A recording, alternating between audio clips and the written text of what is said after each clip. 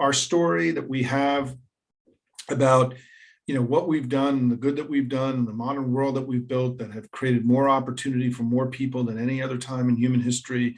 There is so much that we can sell. Our story that we have and about what we've done, good that we've done, and the modern world that we've built that have created. I think that's the streaming. Somebody's got the streaming on. If you can knock that down.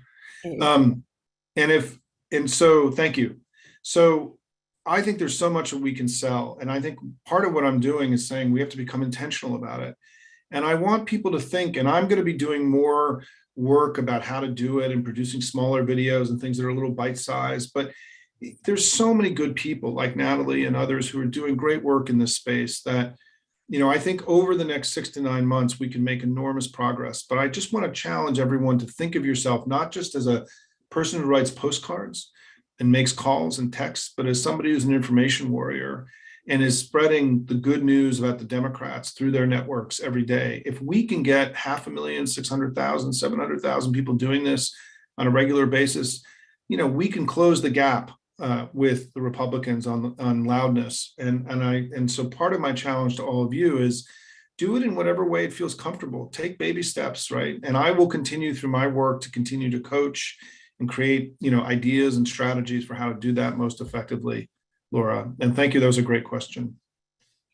So I see going by in the chat, Democrats are always down on themselves about how they message, right? And so you hear a lot like, we talk about policy, they have anger and emotion, and that's what moves them forward. One of the things that Natalie will address is how we can talk about the economy in a persuasive way. So it doesn't have to be that we don't have to talk about policy to make our positive arguments. There's a whole narrative for us to foster around the economy, and it can be done in such a way that it reaches people. And as Natalie will probably say, we're not trying to reach MAGAs. We're trying to reach the people who are like, that's a good point. I understand that. I didn't know that. And then Simon, you also mentioned Midas Touch and Resolute Square and Courier Newsroom and your own Hopium Chronicles. Yep. There's a new media ecosystem getting going for Democrats. And it's I want to say to this group, it's largely funded by the users. It's largely user supported. It's not funded by a couple giant Republican or Democrat, in this case, families, right? So I really want to encourage everyone, including your groups, to look at those new organizations that are springing up and think about supporting them, because the sooner Simon has resources to hire someone to help pump out short form content on the economy, the sooner we can all be plastering that all over the internet. So actually, we're going to put in the chat, it looks like we already did, a list of media organizations, also a list of positive content sources. So these are sources of pre-made shareable content. You don't need to create your own content. You just need to spread it. You just need to know where to find it and spread it. And if I can say, Laura, if I can just jump in about that, is that I think the point Laura was making about how these organizations like Courier Newsroom and Midas Touch and my Hopium Chronicles is that this is us taking control, right? We have more agency than we understand. I think that this, what I'm trying to help people understand is that it's not really up to just Joe Biden and the DNC to figure this out, is that all of you went to go work to get people elected, right? I mean, no one gave you permission to go do all the stuff that you've done and all the work that you're doing. And I think that what's so strong about the Democratic Party right now is that we are taking control of our own destiny as a country, right? That we have agency, that we are not powerless. They are not inevitably louder than we are. This whole thing that what authoritarians want is they want you, as Timothy Snyder has said, to obey in advance, to do their work for them. And if I can just give another example, or on the loudness front, is that I have this theory about Democrats that we have to learn how to speak in declarative sentences. So let me give you an example. Joe Biden is a good president, period. no but, no however. The Democratic Party is strong, period. No but, no however. We live in the buts and the howevers as Democrats. And the thing is, when we do that, we're doing Republican work for them. When we repeat their arguments in our own language, we are doing their work for them. Do not obey in advance, right? Do not make their arguments for them. I went on Fox News for 17 years. I did thousands of appearances. I did during the entire Obama presidency. I went on at least three times a week for 8 years on Fox. I was in the heat of the battle. And what I did when I went on Fox was that I had two things that I was going to say. I didn't care what the questions were. I didn't care what the debate was. There were two positive things that I was going to say about Democrats in every appearance I did. And I would say, that's a great question. That Joe Biden's been a good president, right? And I would just make my declarative sentence, and then I'd say, and then let me answer your question, right? And we have to get better at not repeating and internalizing their arguments in our, you've got one bite at the apple, two bites at the apple, right? Say positive things. Yes, we have to. I saw a question mark. A comment about us needing to continue to indict them.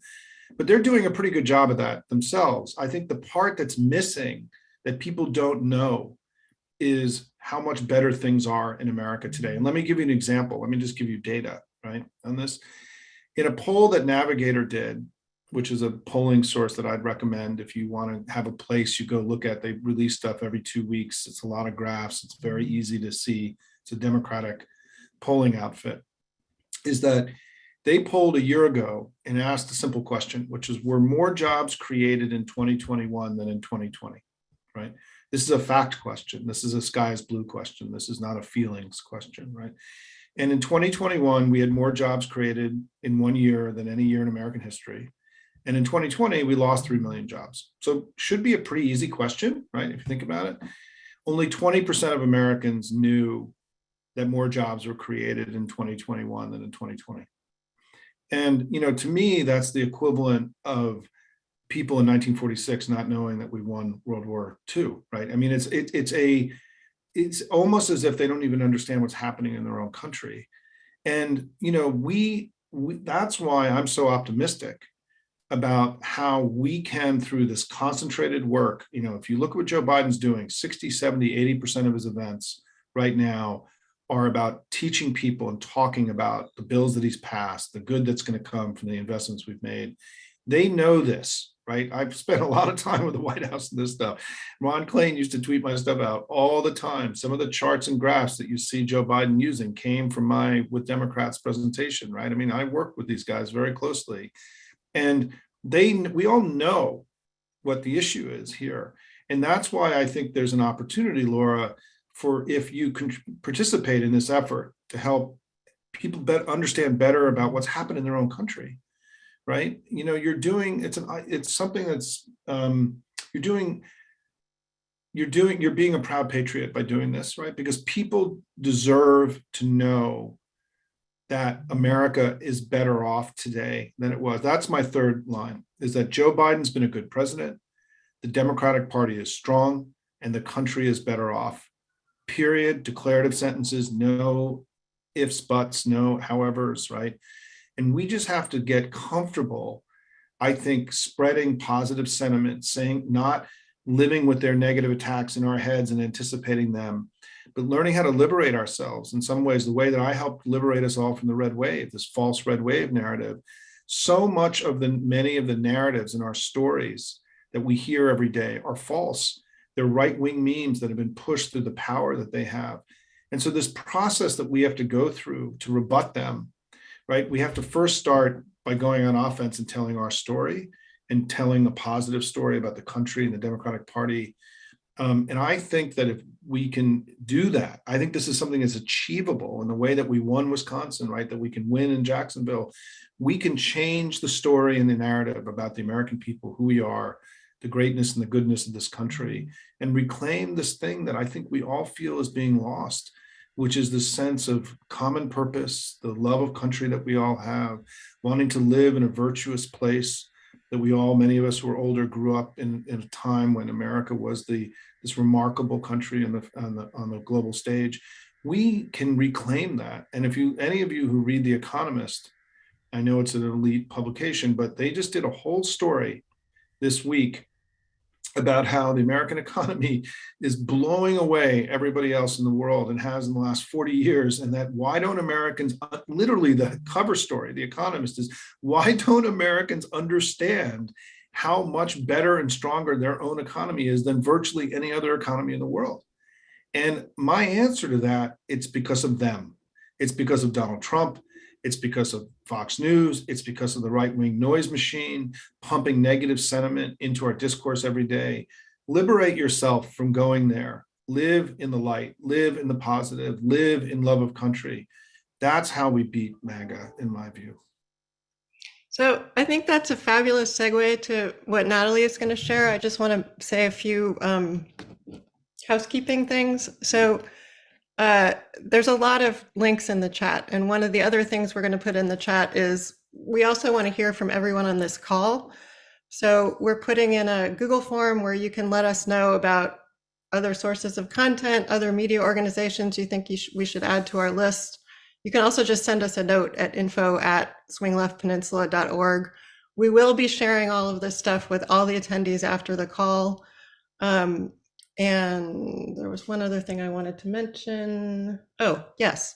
So I want to say, I think I forgot to say this at the outset. There were more than 30 groups who helped advertise this event to their members. And I did that not only to have lots of people hear from Simon, but I did it in the hopes that we would all start working together more closely on this job of getting louder. Because obviously, if we follow each other, if we share each other's stuff, everything moves more quickly, right? So we're putting a link to the contact information for everyone that I know of who is on this call in the chat. If you'd like to be added to that list, please get in touch with us. I'll add you. And we're going to be using this as a base to go ahead and get louder together. So now I'd like to introduce Natalie Burdick from Sister District Project San Francisco. Natalie is very knowledgeable about persuasion, and she was the founding captain of that Sister District chapter. She's held multiple leadership and communications roles in tech, in campaigns, and in advocacy organizations, and she really has a lot of knowledge to share with us about how to get loud effectively. So Natalie, thank you so much for being here. Thank you, Laura, and thank you, Simon, for always leading with that inspiring information. And just to correct the record, I was one of the co-founding district captains for Sister District Project San Francisco. There were several of us, but I'm happy that I got to be one of them. I think the really important things I want to convey very quickly about the training that we're going to be offering is that how many people on this Zoom, and I can't actually do a survey or see you necessarily, but who here is a messaging expert? Who does messaging for a living? I'm going to guess most of us don't do it for a living. So when someone says, hey, you've got to go out there and be a messaging strategist and be really good at messaging, I think for many of us, that sort of creates a bit of anxiety of like, well, how do I do that? What's the best way to do that? What are the things I should be saying? What are the things I shouldn't be saying? And the only difference, honestly, the only difference between us and the Republicans is that they're more disciplined about their messaging. Like we actually have fantastic messages, but we don't always do them in coordination. So the purpose behind this training is really to give all of us the skills to be able to tell those stories that are going to really move voters. Specifically leading with our values. This is something that Simon said repeatedly. We have an incredible story of success to tell. We're just not always very good at telling that story. Instead, what we often like to do is highlight how bad the Republicans are. And in truth, they are terrible. And they have an entire echo chamber of lies, disinformation, projection, gaslighting. They're doing great with all of that negative information that they're putting out there. Our role is not to focus on what they say and do, it's to focus on what we do and what we offer, and to do it in a very specific, discrete, formulaic way that people can sort of wrap their heads around and say, hey, I get how this works now. So whenever this new issue comes up, I can apply this very simple framework to it. And I just want to be clear, I did not come up with this framework. I was introduced to it after Anat Shankar Asoria was a guest speaker at the Sister District Summit 2 years ago.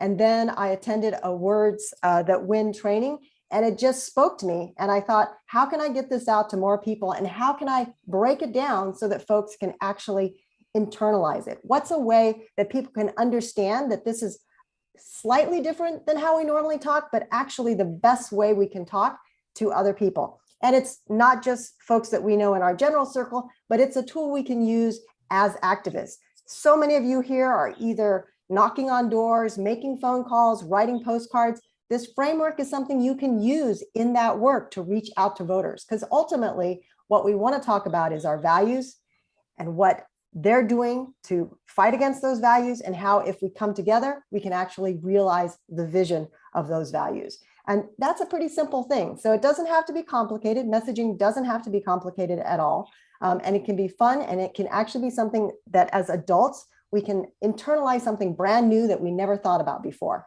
So I do really encourage folks to join the training. And I think I put a link in the chat, but if not, there's a link in the chat. Natalie, did you want us to share the slide, or are you past that already? If you want to share the slide, feel free, because that has the date for the training. And I want to make sure folks know that this really is a training that's going to be a 3-part training. So we're going to introduce the concepts in the first one. You're going to have some reading before the first training. You're going to have some homework after the first training. Then we're going to come back in the second training, go over that homework, talk about what works, talks about what we can do better. And it's going to be a very sort of safe, collaborative space that we can all do this together. You're going to get a new homework assignment. Either you can go back and refine what you worked on the first time, or you can pick a new topic area.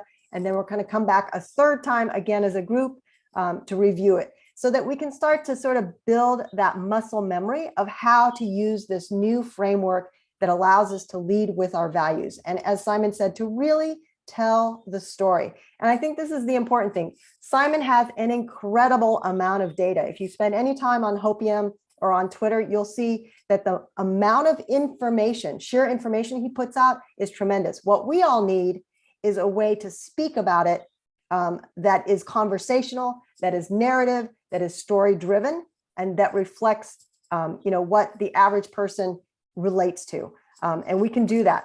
We just need a framework for it. So I hope all of you will join me. I don't know if you know, but there's about 270 of us on this call right now.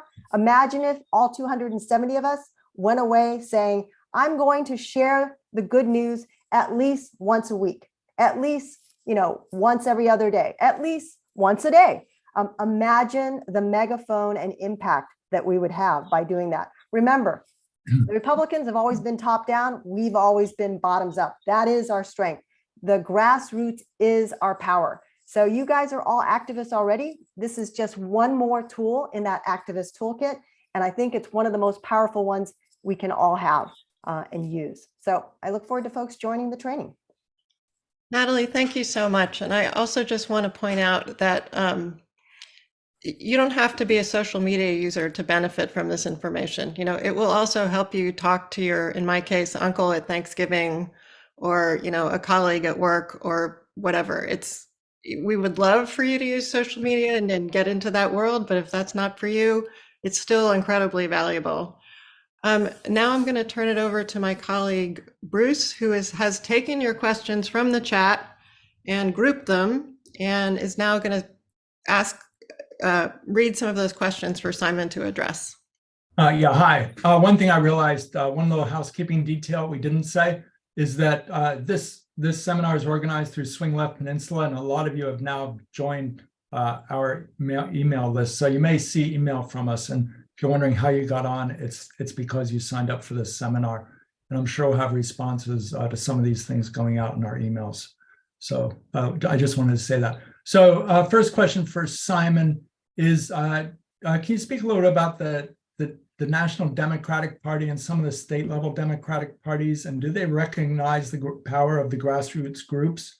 Do we have a seat at the table? Can we work more closely with them? What's going on? Yeah, it's a great question. Look, I've been doing this for over 30 years, and I've worked in campaigns and been in the business, and I didn't know what had happened over recent years. I didn't understand that, in part because of Zoom, which really lowered the barrier to entry for a lot of people to get into the game. I mean, you can be making dinner and be on a conversation like this, as opposed to having to go to the Democratic Party meeting, right? Which is how a lot of this stuff happened, for years and years. There's just been an explosion of citizen activism, in part because the technology has made it easier for you to stay engaged through Zooms, and also the remote technology of of texting and phone calling, where you can call into anywhere in the country from wherever you sit. And I think also the postcard revolution has been really important for giving people a comfort level of being able to participate in ways. And so I think there's been huge innovations that have happened that have made it easier for people to stay engaged with politics and to take meaningful action.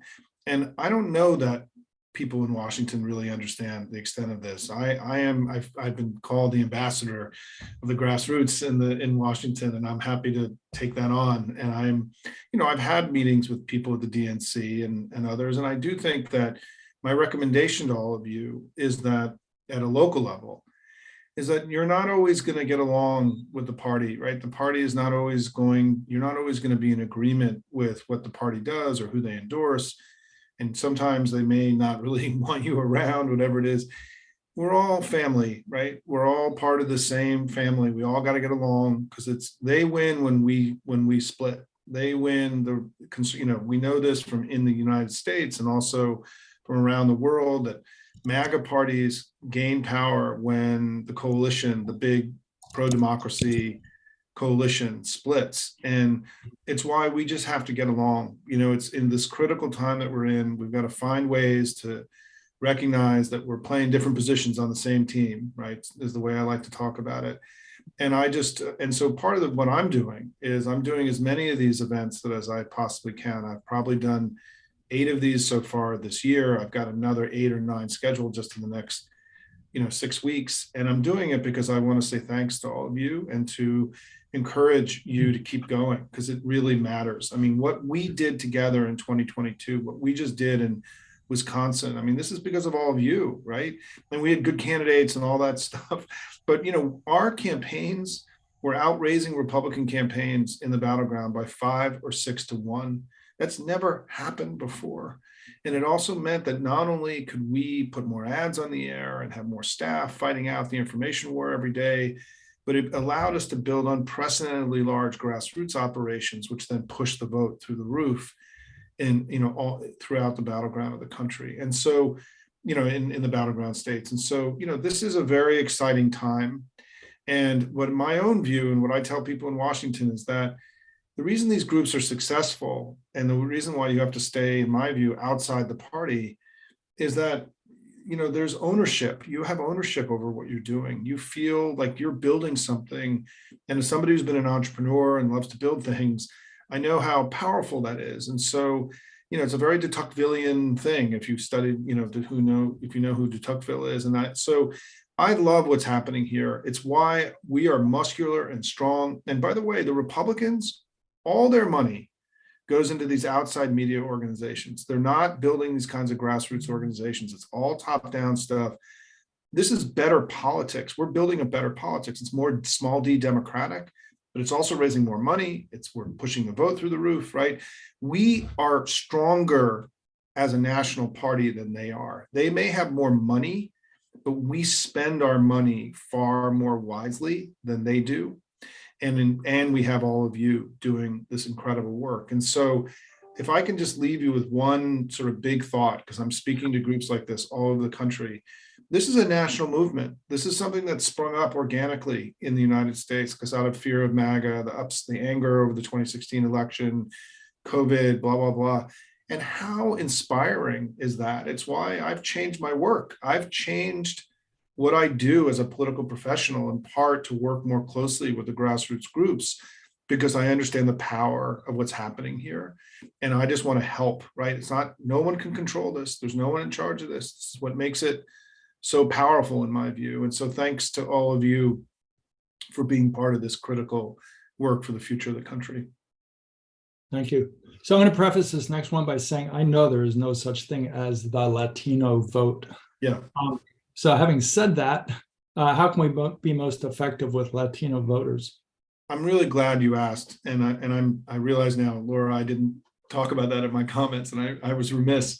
So thank you, Bruce, for asking.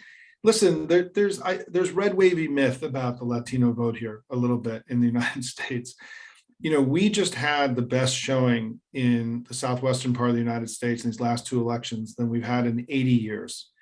I mean, we had not, you know, and it's all because of the Latino vote. And the way to think about the Latino vote in the United States is that it's growing so much and it's becoming so powerful. And I've been involved in, I produced the first Spanish language ads ever produced by a Democratic political organization. I introduced bilingual polling to the Democratic Party in 2002 with Ken Salazar and Bob Menendez. I've worked on the Hispanic vote issue for a long time. And here's some basic math, right? In 2004, our net margin with Hispanics, meaning how many more votes we got with Hispanic voters than Republicans, was 700,000 nationally. In 2020, it was between 4.5 and 5.5 million, depending on which data you believe. And that's because even though we fell back a little bit, a smaller piece of a bigger pie is still more pie. And the success that we've had in Arizona, Colorado, Nevada, New Mexico, in 2004, Bush won Arizona, Colorado, Nevada, New Mexico. They controlled 5 out of the 8 Senate seats there. They controlled 14 out of the 21 House seats. In 2020, we controlled all the Senate seats up from 3. We won all 4 of those states for the first time since 1940. And we controlled 14 out of the 23 House seats. Our entire majority in the House and Senate in recent years has been because of the gains that we've made in the Southwest and because of the Hispanic vote. The Hispanic vote it has been a wild success story. We would not be the party we are today without Hispanic leaders. You know, Ben Ray Lujan was the Democrat who flipped the House.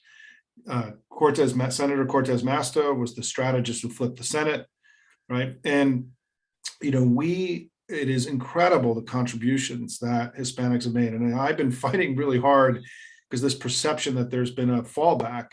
We may be getting a slightly smaller percentage of the Hispanic vote than we were getting a few years ago, but we're getting more votes because of the growth of the population. So, you know, this is a success story of the Democratic Party, not a failure. Florida is separate, but as all of you know, the so-called Hispanic vote in Florida is very different than the West, which is heavily dominated by Mexican-American, descendant immigrants, whereas in Florida, it's much more Caribbean immigrants, a completely different electorate there. And so don't let the struggles we've had in Florida obscure the success that we've had in other places. And so, we would not be in the control of the Senate without the Hispanic vote. And so this has been a success story, but, it's like any other group you talk to, right? You got to show respect and you have to speak to them, to engage them in culturally relevant ways. And politics in some ways is actually pretty easy, which is that if you want somebody's vote, you got to ask for it. You've got to demonstrate respect. You've got to show up in their community. You can't drop ads 3 weeks before the election and expect everything to be fine.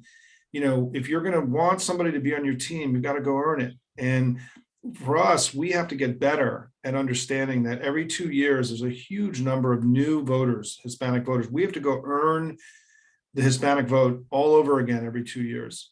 And because it's so young and because there's so many new and episodic voters in the Hispanic community. But this is an area that there's a lot of people who've done very good work here, but in some ways it's very simple, which is if we don't spend the money, if we don't make the effort, if we don't show up, right, we're not going to get the results that we want. And we've got to do a better job at that. Okay. I expect Laura will cut us off. First, I think we have time for maybe one more and then I'll wrap it up.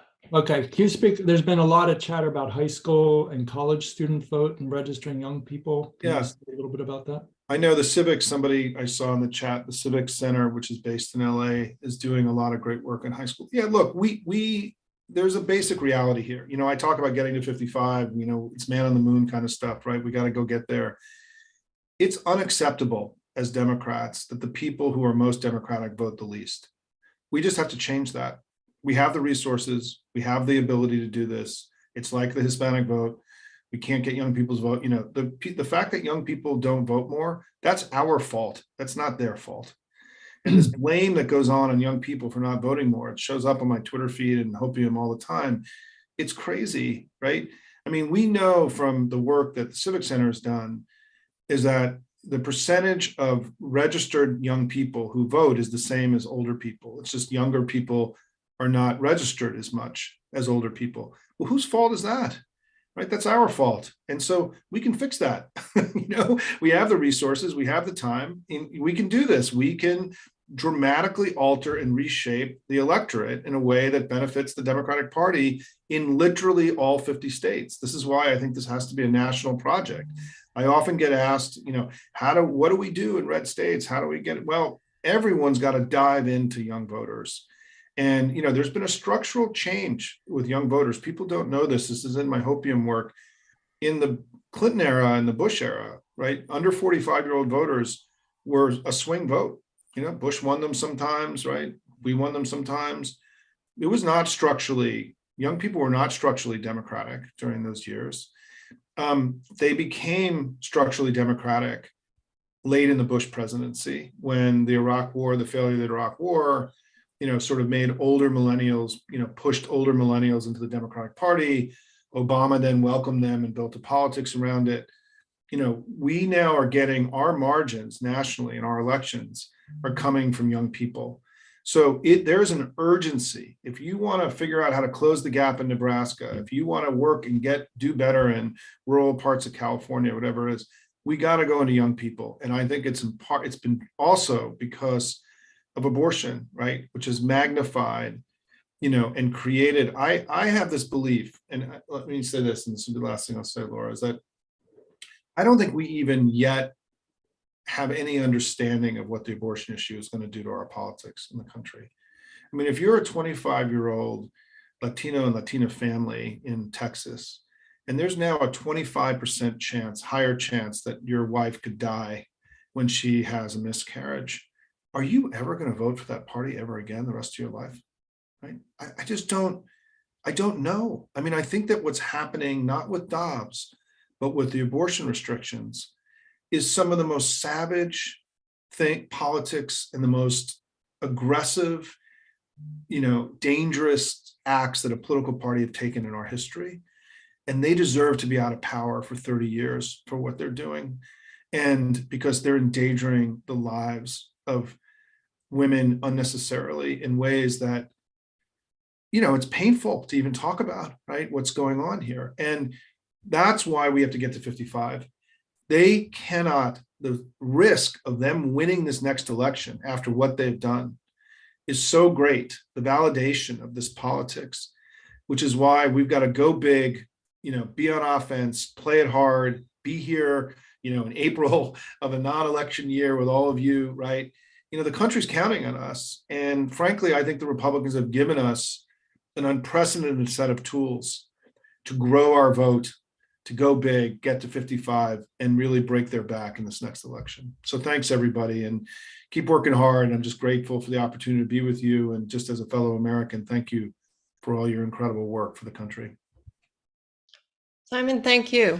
This has been terrific. Really, really, really appreciate you coming today. And I want to point out to everyone that Simon, as he mentioned, he's doing these events all the time. So I want to say particularly, I didn't get as many young Democratic activists to this call as I would have liked. If you're younger, invite your friends, invite your colleagues. We're putting Simon's upcoming events page in the chat. Go to another one of these talks. And he's also having, Simon, an event with Donna Deegan, the Democratic candidate for the mayor of Jacksonville, tomorrow. You can also find that, I think the link to that is in the chat, and you can also find that on his upcoming events page. We will be in touch, Swing Left Peninsula, with a lot of follow-up from this call. The chat's been on fire with lots of new groups and people who want to share. So really, thank you so much, all of you, for coming, and we will be in touch. Thanks, everyone. Thanks, everybody.